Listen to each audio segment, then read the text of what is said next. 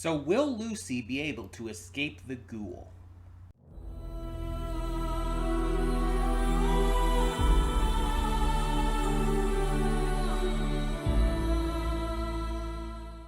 Hey everyone, welcome to Princess of Gay. I'm your host Connie, and today we are here with my blind reaction to episode 4 of Fallout. And last time we got some pretty interesting stuff going on. Maximus is starting to feel the power of being Knight Titus. He has a new squire that, is not really assigned to him, but, he doesn't know that, the squire. I forgot the squire's name, but he's the guy who is at the base camp and everything, kind of a dick. And we actually find out that he was kind of a dick because that happened to him when he first got there. And he just kind of, turned the power dynamic in his favor when Maximus got there and became the bully himself. But in reality, he actually has nothing against Maximus. He actually even thinks Maximus is a good guy. He just wanted that sense of control, that sense of power, because he was bullied himself for so long. It felt good to be on the other side of that. And we see that that's the exact same thing happening to Max. Maximus is going through the exact same situation currently. He was bullied and mistreated and treated like shit, not just by Knight Titus, but by everyone back at the base camp for so long. The only one who never treated him like that was Dane, his best friend. They were the only one who treated him like a person. And because of this, it constantly gave this feeling of inadequacy, this feeling of like self-hatred in Maximus. But now that he gets to take on Knight Titus's armor and pretend to be him, it gives him this sense of fulfillment. It's like, I'm actually doing something. I am actually being someone. And so getting to see him have that power over his new squire, who again was someone who used to bully him, you get it. You don't agree with him doing it because you understand that it's toxic and not just a good idea for anyone, but you understand why he's doing it. And you just hope he doesn't take it too far. Meanwhile, the ghoul has captured Lucy, used her as bait against the Gulper, and is now just, dragging her around the wasteland. They didn't manage to get back the head, but Maximus and his squire, again, I can't remember the squire's name, they found it, so they have the head now. But Lucy did get the ghoul's drugs destroyed, which he is not very happy about. And we got to see a little bit of the brother, Moises Arias's character. I can't remember his name at the moment either. I'm not the best with names, but we saw a little bit of him back in the vault. He's upset at the fact that the leaders of the vault, the council, are choosing to keep prisoner the living remnants of the raiders who attacked them. He thinks that they should be, killed because they pose too great of a threat and as revenge for what they did, which is honestly very valid. Like I said last time, I fully agree with him and his side of things. He's right. They are too active of a threat. In a situation like this, you have to put the lives of your people first. If you have these prisoners who are actively going to kill you if given the chance and when given the chance, and that chance will come, you have to take them out. You don't have a choice in this kind of situation. Normal, judicial ideals just does not exist in this kind of situation. And their entire idea of reforming them is just not going to work. It's not realistic. It's not possible at this point. These people have grown, they're adults. These are adult people who have grown up in the wasteland and who only know being a raider. It's their entire lives. They're not going to change. Even from years of rehabilitation, it's not going to work. And on top of that, they know they don't have that long now because they found out, oh, your water supply is fucked. So you don't have as long as you think you do. And it's wild because it's like, what are they going to do? Now they can't reform these people. They know they don't have the time. What are they going to do? And it seems like right now the only one on the brother's side is the best friend, the blonde lady who lost her eye and is now wearing the eye patch. She's completely on his side. But right now she seems to be the only one. Though I do think Chet, the cousin, is going to join them as well. It's going to be those three taking on the rest of the vault. I don't know how that's going to end up going, but that's what it's going to be. And it's going to be interesting to see like how they go about this, because the best option I feel would be for them to try and like sneak over to the prisoners and try to kill them, like when nobody's looking. Like, yeah, they'll probably be imprisoned for it, but it would keep everyone else safe. The only problem is I feel like the prisoners are going to be watched 24/7. So how would they do that? Now, we know that the brother is like working on like feeding duty for them. Not that they really seem to be eating the food at all. They're just kind of throwing it at the windows and stuff. Um so I'm kind of wondering if he's going to try something with that. Maybe they're going to try to get some poison into the food. But again, the problem is they're not eating it. So I don't know. It's just gonna be interesting to see where all of this goes. They're setting up a lot. We haven't seen Moldaver again yet, but she's been like built up more, set up for the future. We also saw some flashbacks last episode regarding the ghoul. And we saw that back when, pre-war and everything, back when he was alive and had his wife and daughter, we got to see more of that relationship. And we got to see that he ended up becoming a spokesperson for Vault-Tec. He was an actor, which I was not clear on from the first episode. But he was an actor, and he was famous enough to where Vault-Tec wanted him. With some convincing and help from his wife, of course. But they wanted him to act as a spokesperson. And he did the thumbs up thing. That became a big thing because of that. I believe his name was originally Cooper Howard, if I'm remembering right. Now, of course, he's just known as the Ghoul. But yeah, he started doing this entire thing, and it's going to be interesting to see how those flashbacks evolve too. To see like how involved in all of this he became, because it seemed like he actually did trust Vault-Tec back in those days, but in the current day he very much does not, as shown by him shooting through the Vault Boy image on the billboard. So yeah. He definitely hates them now. So I'm kind of wondering what happened.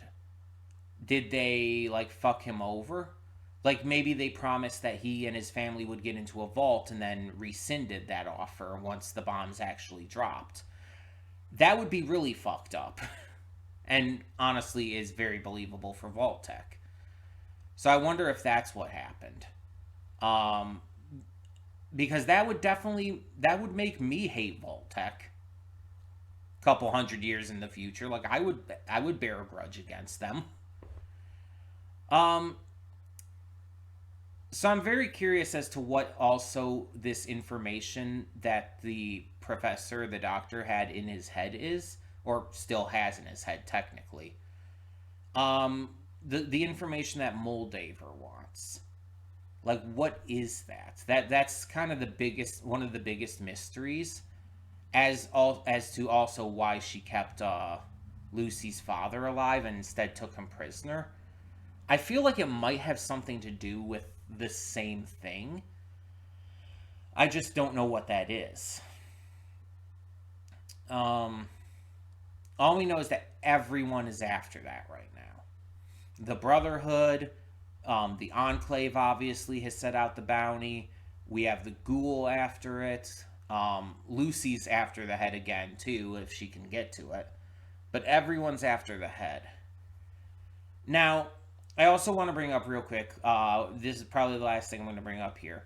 But we've seen some interesting creatures already in this. We've seen a Yaoguai, we've seen the Gulper, which I think the Gulper is new. I think that's original for the series. I wonder if we're going to see any others. Like, I wonder if we're going to see any other big, like, creatures that you typically remember from the games. Not necessarily, like, literally big ones, but ones that, like, are memorable. Like, even, like, a bloatfly. Are we going to see a Deathclaw at all? That's a big one. Um, Things like that. And then there's other ones, like, from Fallout 76 that I just don't even know about, and other games that I don't know about. I've heard of a couple of them, like on TikTok. Like I've seen like a video that's like, oh, there's these are some creatures from the Fallout games and stuff. Like one of them is like this advanced feral ghoul called a Wendigo that advances into that form through cannibalism, which is really interesting because if you know the Wendigo mythology, it's like, yeah, that fits. I've played Until well, I haven't played Until Dawn, but I've seen Until Dawn played. I know the Wendigo mythology, and I've seen that mythology in other things. It was even in Supernatural. Fun enough. But then there's like the Mothman. I think that one's in 76. So there's like other creatures that I'm wondering if they're going to bring in here. And honestly, just a feral ghoul in general. Are we going to see any feral ghouls? Because right now, the ghoul is the only one we've seen. There's also super mutants. We haven't seen any of those. I'm curious. I'm curious as to how this is going to go. There's a lot of questions I have, a lot of interesting thoughts I'm thinking about. I'm still wondering if we're going to see stuff like synths in this season. That would be pretty cool. Lot of questions, a lot of things that would be cool to see. But either way, just wanted to bring that up as well. Let's get this going. But before we do, as a reminder, there's a lot of other great content to check out on the channel. Every Monday through Friday, we have a plethora of awesome series reactions. And on Mondays, we also do YouTube reactions, or YouTube adjacent. Basically anything that doesn't fit into a series or movie, such as shorts or one-off specials, or just actual YouTube videos. And they're pretty much always donation rewards from viewers and subscribers like you. But sometimes they might not be. But those will always be in that slot on Mondays, pretty much. Unless there's just something extra that pops up at a different point in the week that I just don't want to wait on. We also do movie reactions every Saturday and Sunday. They're recorded earlier in the week, but uploaded on the weekend, just because I want to make sure that every day has something going on for it. We also have a couple of Let's Plays currently going. Every Sunday, Tuesday, and Thursday, we have Spider-Man 2 on the PS5. Well, both of these Let's Plays are PS5. But I've been really enjoying Spider-Man 2. It's a phenomenal game so far. And I think I'm like not even 50% into the story. Like, which is wild to think about considering how much I've played of it. But yeah, we're like really getting hard into that. The first 9 parts of the Let's Play do have some notable audio issues, especially parts 5 through 9. But they get better starting at part 10. Everything starts to get fixed there. I believe I figured out the problem that I had with it. And everything is getting, like, you know, rectified in that regard. So there shouldn't be any more audio issues starting with part 10. But we also, on Saturdays starting this week, have a Let's Play for Matthew Vasquez, a donation reward Let's Play for Anno Mutationem. Matthew Vasquez donated for this, so thank you, Matthew. And if you wish to know how to donate for future Let's Plays, just check out the announcement video for PS5 Game Reward Months. Check out that video and it will tell you exactly how to donate for that and exactly what it is. But the basic short of it is you basically donate the purchase price plus a little extra for tax for the game, and that gets you that makes me play it. It'll be added onto the list in order of donation, and I will play it when we get to that point. But yeah, so that's a new system. Again, more details can be found in that announcement video, so check that out. But for the time being, let us get this reaction going. So, when the screen fades to black, pause this redirect and go to the description below. Follow the link to the reaction because yes, we do redirect all reactions on this channel. I know, it may be more like entertaining or better to just watch it on the channel, on the video, but you know how YouTube is with its copyright system, and I just want to do everything I can to avoid any possible channel strikes or, God forbid, getting the channel terminated. I've dealt with that before, don't want to happen again. Don't want it to happen again. So just to be safe, I'm choosing to redirect everything to avoid the possibility of that. But on the upside, that means all of you, yes, all of you, get to see the full unedited reaction for free. That's right, no paywall, no Patreon. You don't even have to sync up your own copy. All you have to do is go to the link in the description below and you get the full unedited reaction completely free. I think that's pretty nifty, honestly. Not every reactor does that. So I would definitely suggest checking that out. And after you do, you can come back here to the redirect and resume play. Because after it fades to black and then fades back in, everything from that point forward will be my afterthoughts and will contain not only spoilers to the episode, but my general thoughts on it as well. And just general thoughts on how the series has been going, and maybe a couple other things here or there, depending on if there's something else I want to talk about. It's always good to check it all out anyway, so I hope you do.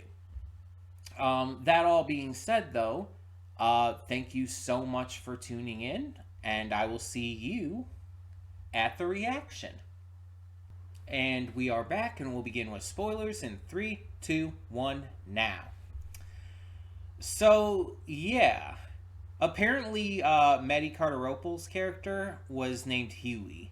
I don't think it ever said the name in the in the episode. If it did, I somehow missed it. But yeah, the character was probably just named for the script and everything. Just a fun little cameo there, which this actor, Marty Carteropoulos, has like cameos in pretty much everything, it seems. He's just like this actor who just randomly appears everywhere. All these different movies and shows. Let me see if I can find some other. Stranger Things, A Series of Unfortunate Events, the series, not the movie. But a lot of stuff. Free Guy. Yeah, Free Guy was a big one that he's in that I reacted to on the channel. But yeah, Jurassic World and everything. He always appears as just kind of this random character for the most part. Like in Series of Unfortunate Events, he was the, I believe he was the person of intermediate gender that was in the acting troupe of Count Olaf, I believe. But yeah, Maddie is just one of those actors who just appears in things, and it's like, oh, I know that actor, and it's like, the instant I saw him in this, it's like, oh shit, it's Maddie. It's like one of those like Where's Waldo books and whatnot. It's like you when you see him, it's just like almost exciting, almost fun to just kind of like see him pop up in something. He was a minor character, all things considered, and was basically there for this one episode just to, have a cameo, but still. So as I had been saying, I think I said the last episode, maybe the episode before, but there's the one scene that I'd been waiting for that was in the trailer that I thought was going to be much earlier on, like basically right after Lucy first entered the wasteland. And I'm actually really surprised that it's halfway through the season. And that was the Mr. Handy robot, who we now know is Snip Snip, um, trying to harvest Lucy's organs. This was in the trailer, so I knew about this already. I didn't know the context of why or how this happened, mind you, but I did know about this, and I was thinking this was going to happen like right away. Because, like I said, I don't have this massive knowledge of the Fallout games. I've only seen a little bit of Fallout 3, and played a little bit of Fallout 3. I've seen all of Fallout 4 and played the tiniest bit of New Vegas. Um, but in Fallout 4, at least, I don't remember exactly when you first see a Mr. Handy robot in Fallout 3, but in Fallout 4, you see it right at the beginning, like the pre-war scenes, and then even after you come out of the vault and everything, you can find Codsworth is his name, pretty much right away. And mostly everyone does, because mostly everyone, when they come out of the vault, goes straight back to where their house was and stuff. So finding Codsworth right away is, for the most part, how you go about things with the game. So my thoughts on this were kind of in that direction, that Lucy was going to find this Mr. Handy robot pretty early on. And it's very clear it was not like a good meeting, like the trailer very much showed that, but I was thinking this was going to be like her first big negative encounter with the Wasteland. I was very wrong. And again, my view on that was shaped by Fallout 4, specifically. So, yeah. I was wrong on that. Instead, it's halfway through, and it's a really interesting way they bring that in. But this episode very much focused on the ghouls. It was like a massive point of this episode. And there's other things that happened, of course. By the way, though, Maximus wasn't in this episode at all, interestingly enough. It just did not include him and his squire at all. They were just completely absent, which is interesting. But it did show a bit of Norm, and I'll get to that. But this episode was very focused on the ghouls. Lucy and the ghoul are traveling along when they end up hearing noises coming from a house, and it ends up being, I think his name was Raj, like Roger. And this is a ghoul that the ghoul, Cooper, is familiar with, and even seemed to maybe be friends with. To some degree, at least. And they started reminiscing and everything, because it was very clear that Roger was turning feral. He didn't have any more of these drugs, these vials that helped them from, turning feral. And he was in the process of going away. And it's very clear that that Cooper, the ghoul, knew that. And you could see when they're talking about like all these old foods like apple pie and ice cream and stuff, it's like you can tell Cooper is genuinely missing that kind of stuff.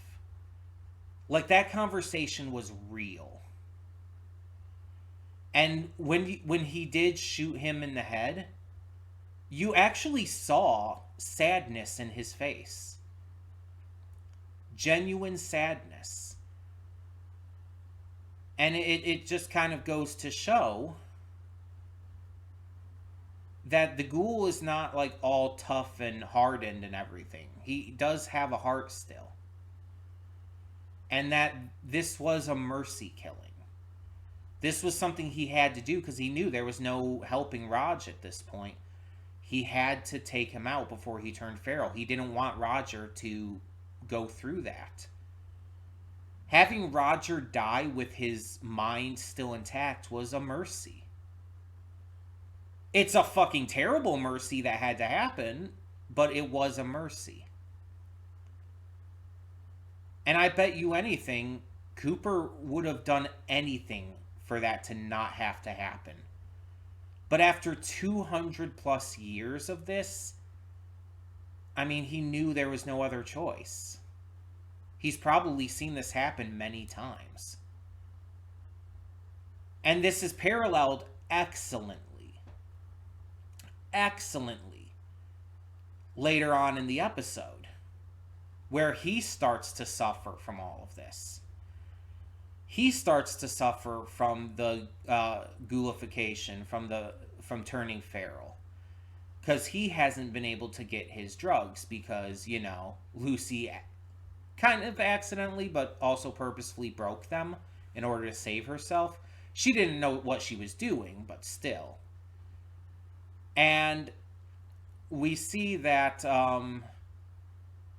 just like he gave mercy to Raj, Lucy gives mercy to him, but in a different way.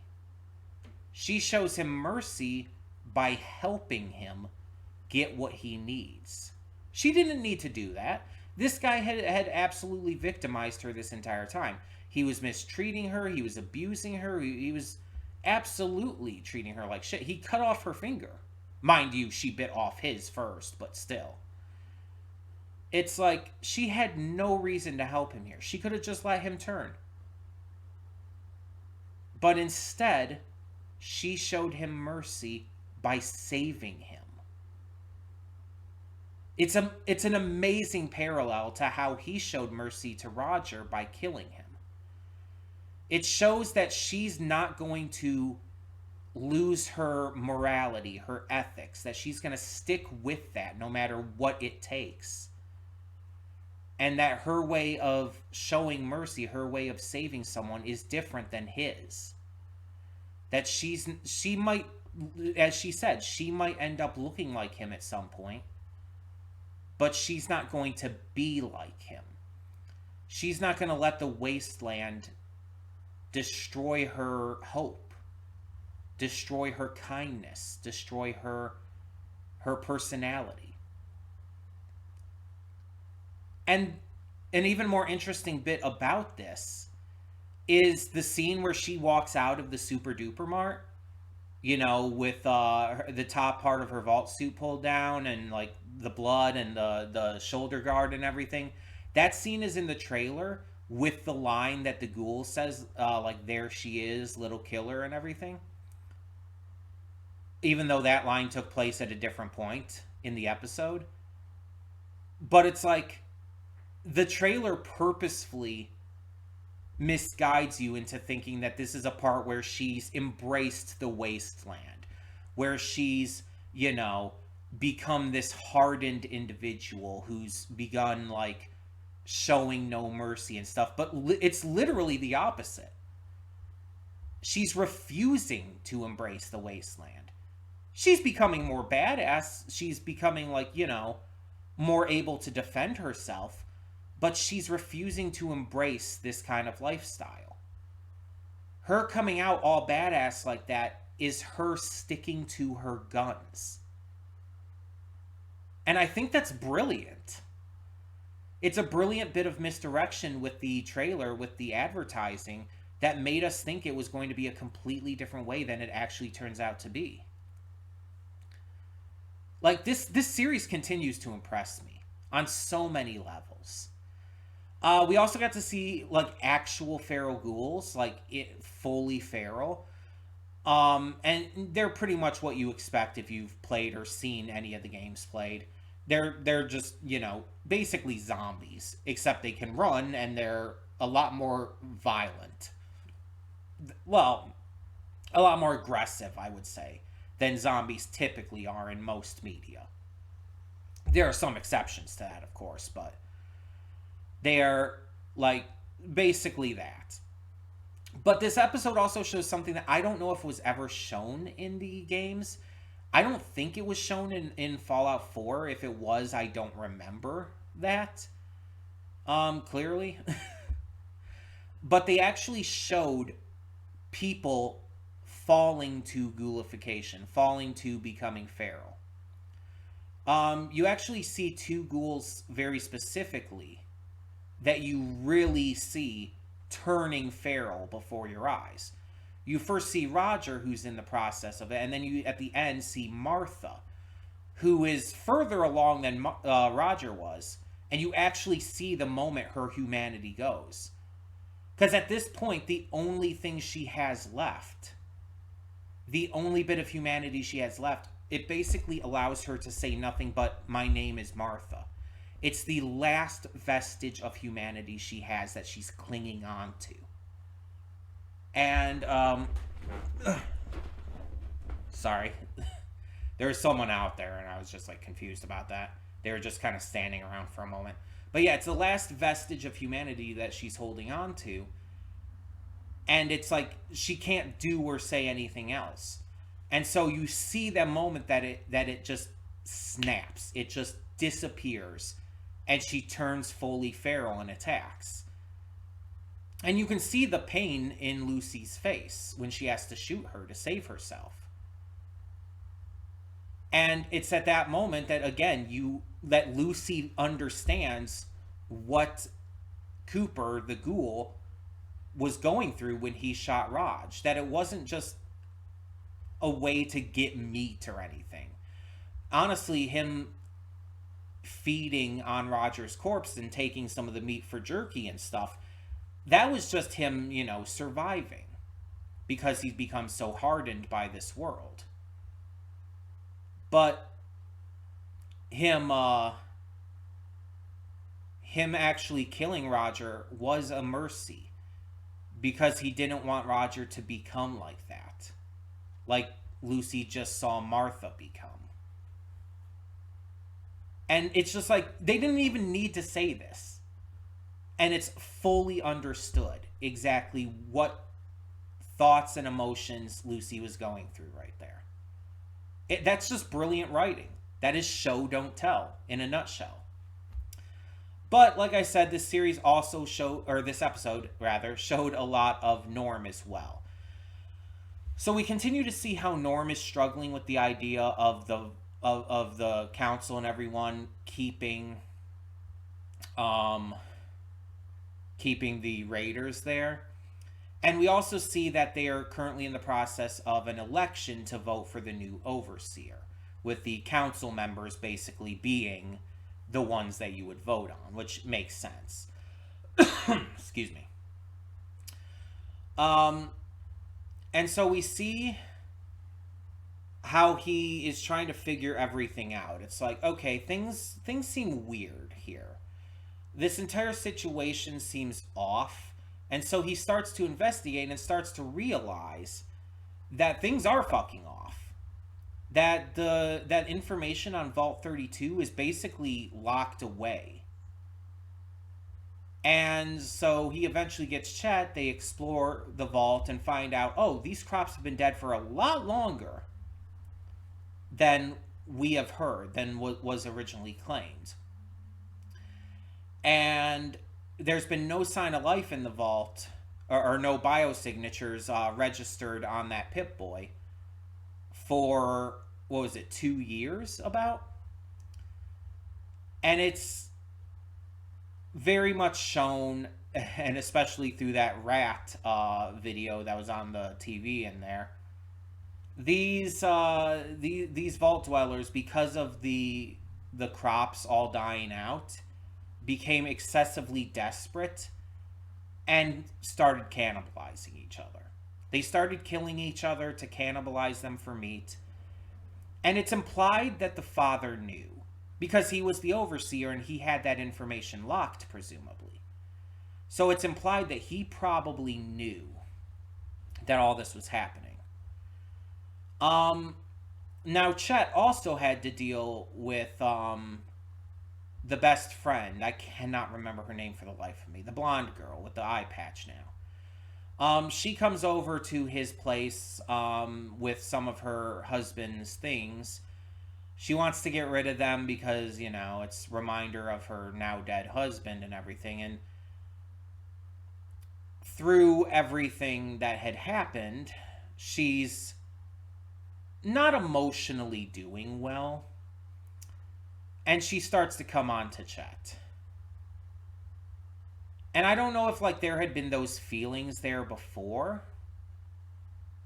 I think it might be just, you know, out of grief and everything. She's just kind of acting out of grief and pain and just not really thinking about it. But she's coming on to him, and Chet accepts it like really easily, actually. And right as they're about to get it on, he notices how excessively wet she is, and that's because her water breaks. So sexy times are over quite quick because she's having a baby. Hard to stick it in when something's coming out. I hate that I said that, but I said that. So that's when Norm comes along and gets Chet, because it's like he sees what's going on. It's like, do you want to get out of here? And he's like, yes, please. But we also see Norm interact with one of the raiders. And this is how he first figures out things are not quite right, because the raider basically tells him, it's like, we didn't fucking do that to Vault 32. It's like, things were already fucked up when we got there. And also, it's found out when they check the Overseer's computer in Vault 32, it's found out that the raiders let themselves in from the surface. And the only way to do that is with a Pip-Boy. And they had a Pip-Boy specifically belonging to Rose McClane, Lucy's mother. Lucy and Norm's mother. Can't forget Norm, he's the one who discovered this. And that raises a lot of questions. Is Lucy with the Raiders? Is she not actually dead? Or, not Lucy, Rose. Is she with the Raiders? Is she not actually dead? Or if she's not with them, why do they have her Pip-Boy? Because the thing is, it's kind of said. Lucy talks about like this plague that swept through their vault at one point, years and years ago. Lucy's implied to have been alive, but probably pretty young. And she says, like, oh, even my father was losing all this weight and everything, but he never resulted to that. And the ghoul kind of, like, places down her mind. It's like, he might say he never did that, but he might have had a bib on.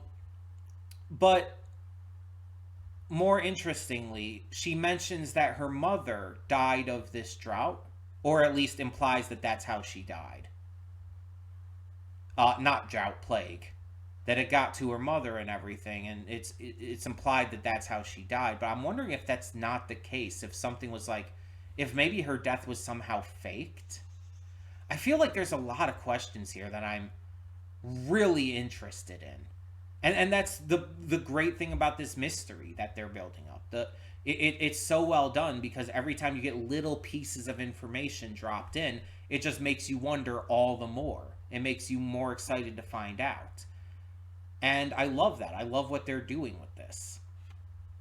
This episode was another great one. It really just, it showcased the feral ghouls, which was something we've been waiting to see, because we've been, you know, focusing on a ghoul this entire half of the season. And it showcases a Mr. Handy. It showcases a lot of great iconic stuff. Even the Super Duper Mart. It's like, that's a piece of iconography from the series that people would recognize. And it also answers some questions, but raises a lot more. It gives us some great moments with these characters. It again, just the stuff with Lucy and the ghoul in this, and how their scenes like reflect each other, is amazingly done. Probably my favorite part of this series so far, if I'm being honest. I just really like how that is like reflective of how those scenes are reflective of each other. This was great. This was absolutely great. I love the stuff with the ghouls turning in the process of turning, and even seeing the moment Martha fully becomes feral. It's just like, this is just good shit, man. It's like this series is absolutely on the level of the Last of Us series, which is hugely high praise. Um, and I'm really glad I chose to react to this. I could have watched this on my own time, but I'm glad I chose to react to this because I love getting to share this experience with all of you. As someone who's a more casual Fallout fan who really never got into it to the same degree that everyone else did, it's also it's getting me more into this world. And mind you, I always kind of liked the world and the lore and stuff. I just never could get as much into the games. But I do have New Vegas on Steam, and I think it actually does run fairly well on my laptop. It's just I can't record because then it starts to lag and stuff because I'm running the OBS and everything at the same time, and that's when it starts to cause problems. But I think just overall, I should be able to run the game on its own. I might have to give New Vegas another shot. I might give it another shot. This series might be convincing me to do so. Um, but either way, as always, I want to hear what you think. Just obviously with no spoilers. We got another half of the season to go through, and I really do not want to be spoiled on anything that happens. And in the meantime, I also want to bring up that we have a lot of other great content on the channel to check out. Monday through Friday, we have a plethora of awesome series reactions. And on Monday, we even do YouTube or YouTube adjacent reactions. Anything that doesn't quite fit into a series or a movie. This can be like shorts or specials or one-offs, stuff like that, or just, YouTube videos. They're pretty much always donation rewards from viewers and subscribers like you, but sometimes I might slip something else into there as well. We do movie reactions on Saturdays and Sundays. They're recorded earlier in the week, but I upload them on the weekend just so every day has something going on. And yeah, those are pretty much always donation rewards as well. And we have 2 Let's Plays currently going on the channel. We are going through Spider-Man 2 every Sunday, Tuesday, and Thursday. Having a lot of fun with that, but just as a note, the first 9 parts do have some audio issues, especially 5 through 9. There's some notable audio issues there, but starting on part 10, pretty much all of that is fixed, and it should all be good from that point forward. And on Saturdays, starting this week, we are getting to our first donation reward Let's Play for Anno Mutationum. This is a reward for Matthew Vasquez, and if you want to learn how to take part in donation reward Let's Plays for the PS5, you can go to the announcement video titled PS5 Game Reward Months. Just find that video on the channel. You can do a quick channel search with that title, and you should be able to find it no problem.